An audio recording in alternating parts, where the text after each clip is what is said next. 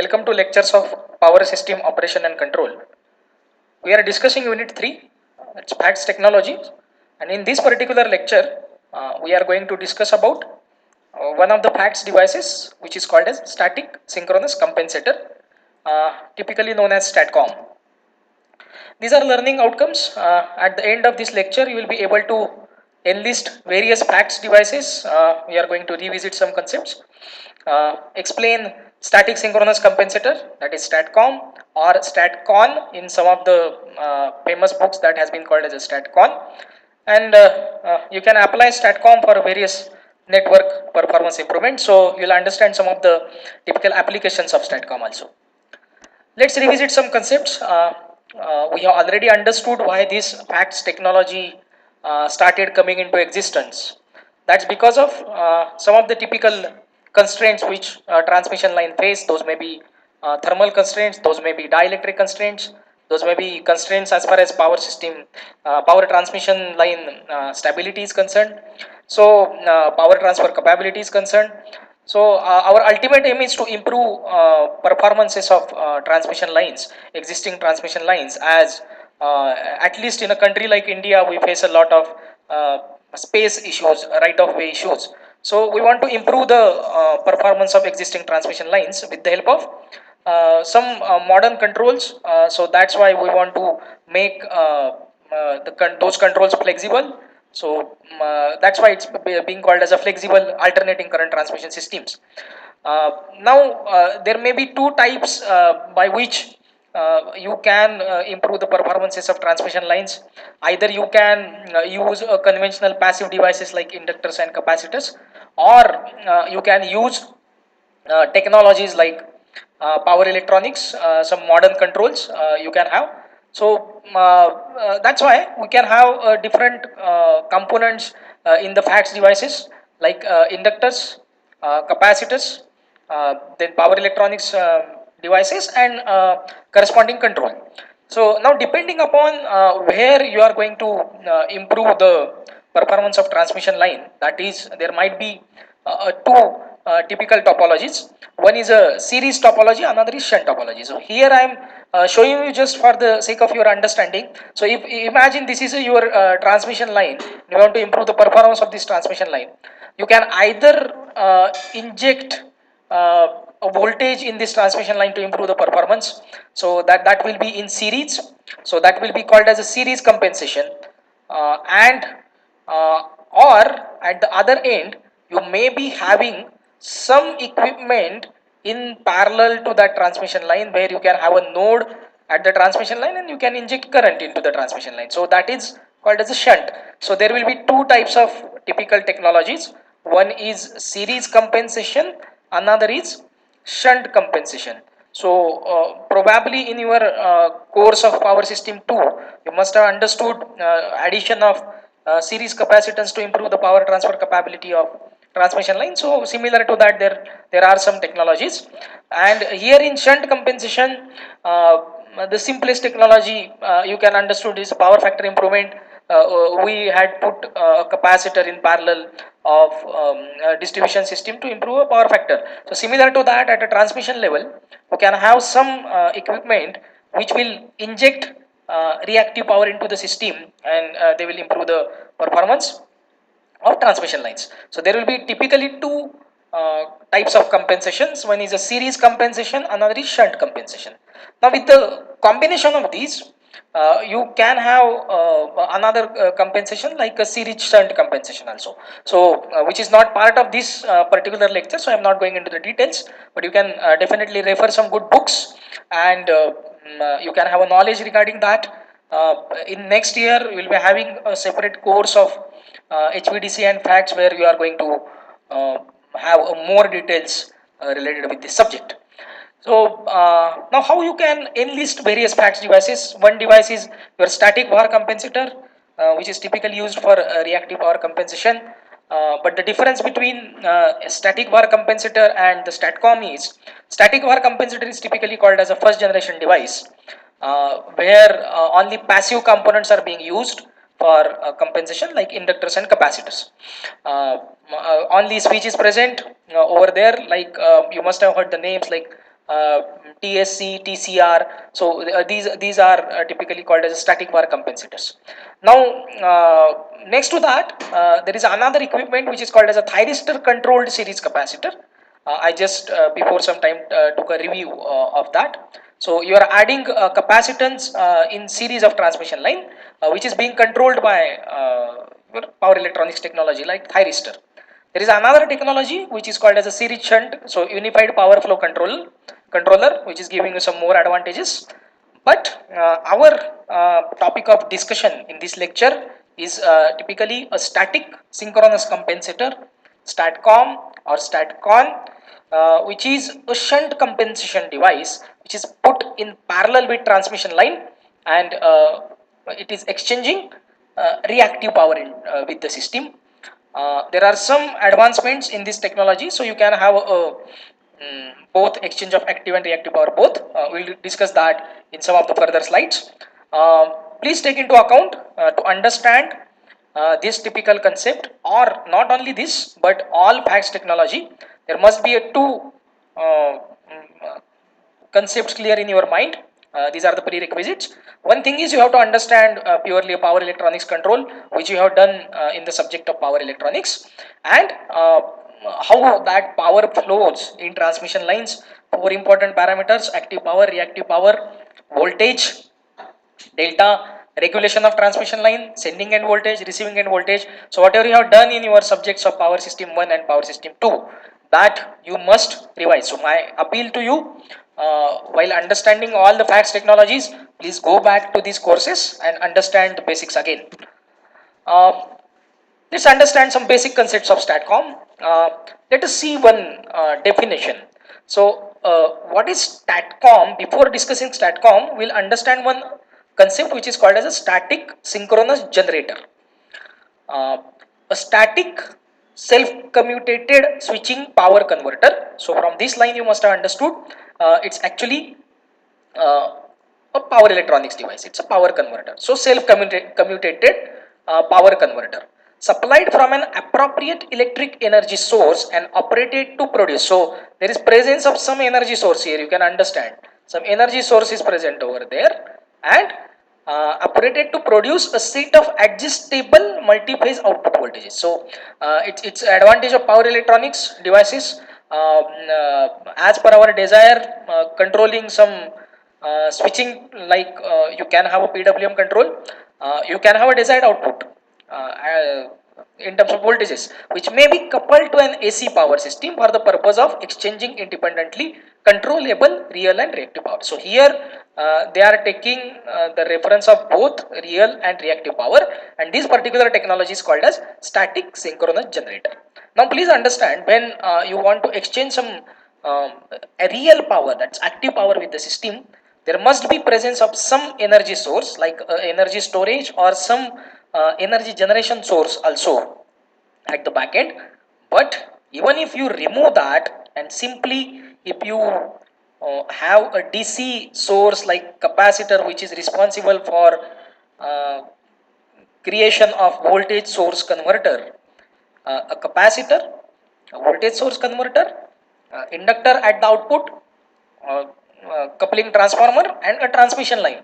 So simply this device also is in a position to exchange reactive power with the system, and that particular technology is called as a STATCOM. So there are two concepts. One is static synchronous generator, another is STATCOM. So static synchronous generator minus energy storage. So here I have mentioned static synchronous generator minus energy storage will be called as a STATCOM. If you add energy storage to STATCOM, it will become your static synchronous generator. Now why it is being called as a synchronous generator, we'll understand in the next slide. But you must understand again two prerequisites: converters and cycloconverters. So so these both are typically converters, please understand. So both are converters, one is called as converter, which is generally responsible for conversion of DC to AC and AC to DC, and the cycloconverter is typically only AC to AC device where you can have a frequency change. So it is called as a typically a frequency changer. So cycloconverter is AC to AC device. Converters are doing DC to AC as well as AC to DC. If you are doing DC to AC, it is called as an inverter. If you are doing AC to DC, it is being called as a rectifier. So these concepts are clear. But ultimately, my focus is you must have these converters when you are dealing with these kind of technologies. And there are two types of converters. I will not go into the details, but I would like to just revise. There might be a voltage source converter where you are having a DC link capacitor in parallel, or you can have a current source converter where there is presence of inductor in series. So our focus is typically on voltage source converter. So we want a STATCOM to behave as a voltage source converter. Just for the sake of time being, we are neglecting this current source converter technology. These are some of the basics related with STATCOM. So let's go ahead. Yeah. Now we will understand what is the working principle of STATCOM. So now you will understand why it was being called as a static synchronous generator. So here please observe, these are the two figures. One is our routine synchronous generator connected to system bus. Synchronous generator connected to infinite bus. Here there is exciter because it is synchronous machine. You can understand it requires excitation for generation of EMF. At the output there will be some voltage, there will be machine synchronous reactance, excess, and this is coupling transformer and connected to bus. Similar to that, if we are having a parallel technology, the only difference is this is rotating device and this is static device. So if you compare both of these figures, it is having some similarities. Only difference is instead of you are having exciter over here, here you are having capacitance. At the output of power electronics converter, DC to AC switching converter, you will get a voltage and which is coupled with a system bus. Now what will be the difference? When this voltage, this particular voltage is higher than this system bus, this difference in voltage will cause reactive power to go into the system, and when it is lower than your system voltage, the reactive power will flow back. Okay, so there is exchange of reactive power uh, with the system with the help of power electronics device, that is nothing but STATCOM. How you can draw the VI characteristic of STATCOM? So here you can see, as I have told you, this technology can behave both as a capacitive as well as inductive. So we are considering capacitive behavior is a negative current. So on positive axis you are having inductive current, where the machine is behaving as an inductance, means it is taking reactive power from the system, which we are treating as a positive. It is having limits IL max, and the capacitance size also IC max. It is also having a maximum voltage limit. So it's a kind of a box which is being created.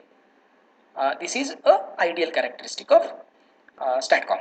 Okay, but if you see at field, your actual characteristic is this slope is coming. This slope is coming because of presence of DC capacitor at the input terminal. So some voltage drop is there, and then you can have a straight line like this upper limit, and some slope is given just to avoid your STATCOM continuously entering into inductive and capacitance modes. So that slope is present over there, and you can observe over here you are having some benefit related with transient ratings also. So it can be overloaded, so it's having good performance as far as transient situations in the systems are concerned. Uh, Now let us go ahead. These are two typical characteristics. Here you can observe 0.25, 0.50, 0.75, so 1. So these are typical voltage ratings you can have. Now let us understand advantages of STATCOM. So very fast operation, power electronics technology, so very fast operation. Symmetrical lead lag capability, we have seen from that box type characteristics. It is symmetrical at capacitances end as well as inductance end. No moving parts, so easy maintenance. It's a static synchronous generator, so no moving parts. Compared to the similar technology to this is a synchronous condenser. where it is injecting reactive power into the system, but it is a rotating device. So you have to have some maintenance. Here for STATCOM, maintenance is easy. No losses. um no loss of synchronism under major disturbances, because operation doesn't matter as far as phase and all these things are concerned, which is a concern in your rotating device of delta. Interface with energy storage devices or sources. So this technology I would like to focus. This is typically being called as a PV STATCOM. Lot of research is going on. So it's a PV STATCOM is nothing but at the input of STATCOM you are having a solar PV system voltage source converter. So it's a typical topology of solar power plants also. So what is happening at the night when solar energy is not available, the same voltage source converter is being used as a STATCOM. In the day when solar PV is available, you are using that voltage source converter to inject power, active power into the system. So it's a hybrid technology, photovoltaic as well as STATCOM. So it's being called as a PV STATCOM. So my appeal to you is, if you get more interested in this, please refer some literature, IEEE Science Direct papers, and go through this technology. No environmental impact, because there is no pollution kind of thing, and this is modular technology. The benefit of this is at site it is very easy to install STATCOMs, because it is coming in like boxes, and you can just so very fast installation as well as easy installation at site. So these are some of the advantages. As far as STATCOM applications are concerned, I have given here one of the IEEE paper links, as well as I have mentioned one paper title also, which is a Scopus journal paper, MDPI. But let me discuss these applications in short. One of the applications is voltage stability, because ultimately you can understand reactive power is having uh, some relation with your voltage of transmission line. So when you are injecting reactive power into the system or taking reactive power for the system from the system, you are ultimately trying to stabilize the voltage in the system. So apart from that, there are other voltage control applications also. So that paper is being entitled as a STATCOM control for power system voltage control applications. It's a review paper. You can go through that paper. It's a IEEE transaction paper.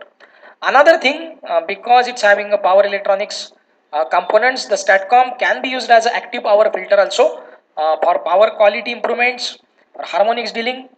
It's having a multiple applications. It's a multi-purpose device. So a lot of research is still going on in STATCOM.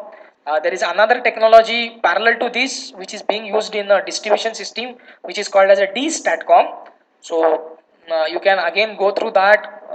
That may give you some project topic also, how to control D-STATCOMs and all. So a lot of research in this technology. So at the end, my appeal, you can come at my Padlet wall, which is a PSOC concept wall related to FACTS technology. You can have some basic concepts over there. You can discuss, you are free to discuss your understanding and raise queries over there. Just ensure you are mentioning that in the column FACTS technology. And I'm recommending two reference books which are very famous international books. One is Understanding Facts by N.G. Ingorani. We'll get idea of almost all FACTS devices from this book. And another book is K.R. Padiyar, where FACTS controllers in power transmission and distribution systems. FACTS controllers in power transmission and distribution. So in this lecture, we understood, at least we have got introduced with the one of the FACTS devices, which is called as a STATCOM or a STATCON. We understood the similarities between conventional synchronous generator and STATCOM operation. We understood its PI characteristic. We have seen some of the applications. Thank you.